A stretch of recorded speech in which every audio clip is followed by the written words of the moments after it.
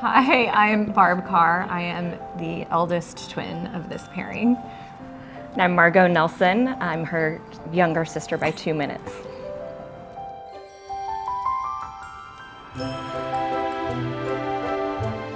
Well, I work for Hallmark, so we're big decorators.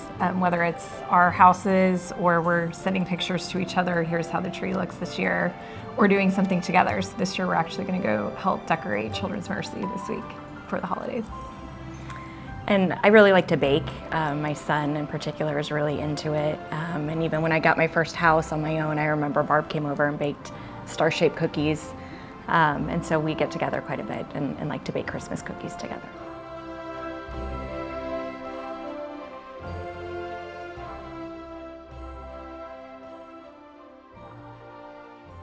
I had been on bed rest for 2 months, 1 month in the hospital. My son was born, and he was so sick that even when I was discharged from the hospital, they said, don't leave. Essentially, they found a place for my husband and I to stay, so we were close. And then once our sweet Benji was off life support, they said, you can go home. And I said, well, I can't be that far away, even though we live locally. And I was going through a difficult recovery. And Margot said, why don't you just come stay at my house? I have a guest room on the first floor. You don't have to worry about going up and down stairs. You can rest. When you wake up, I can drive you down to the hospital. So it was the ultimate gift of peace for me in such a turbulent time for my new family.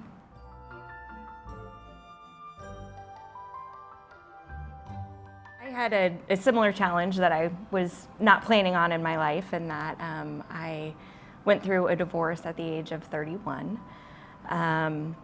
And was really struggling. I had a full-time job. I had the wonderful support of my parents close by, but was kind of struggling being an adult and had been out on my own and then back in the room that I grew up in as a kiddo, which is amazing because a lot of people wouldn't have that option. And Barb and Andrew graciously took me in. And I still don't know, they've never admitted it, but Andrew was the one who said, why don't you come live with us? Because I think he knew that if Barb asked, I'd say, no way, that's way too much for you. And so I ended up living with them. It was closer to work for me. It gave me the support I needed. And there were days that were very dark. I did not want to get out of bed, or it would be raining, and she would come down, skipping down in the basement and say, come on, let's go. To have that constant support, it's always there, but it's really big times like that it comes out and you never forget it.